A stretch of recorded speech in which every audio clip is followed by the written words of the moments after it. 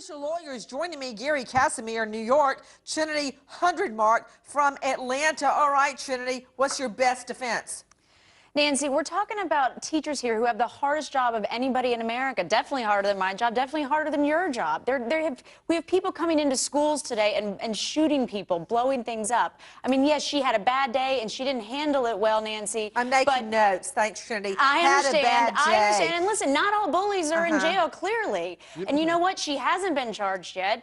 She has been suspended. That's true. She hasn't. Everything is as it is. And this principal in this school knows better how to handle this than anyone. And well, so, Nancy, we'll see about they've done what they need to do. The principal may do what he wants to do, and I think he's an outright chicken, a chicken who took the easy way out.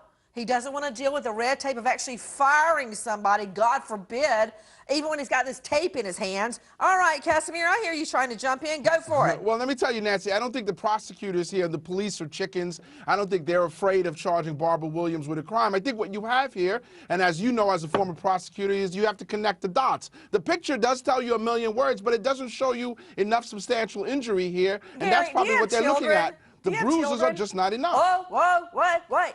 Put him up. You just gave a flagrant misstatement of the law. First of all, do you have children? Yes, I do. Beautiful I bet daughter. you wouldn't like it if one was picked up by the chin and thrown against the wall, but that's Make not no the mistake, misstatement. I don't like anything that she did here. The misstatement is that there wasn't any indicia of harm. Let me remind you that for battery and assault, for rape, for many other charges, physical damage does not have to be shown. It's the unlawful touching that is an issue.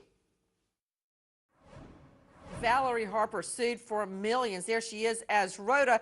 You know, Trinity Hundredmark and Gary Casimir, why do people file lawsuits as ridiculous as this, claiming this cancer survivor owes them millions of dollars? What about Hundredmark? I want to hear your best shot. Nancy, you have to remember, this was a counterclaim to her original suit. She was originally filed a lawsuit against them for not paying the base of her contract when she couldn't finish it out. And so they countersued her, which they have every right to do.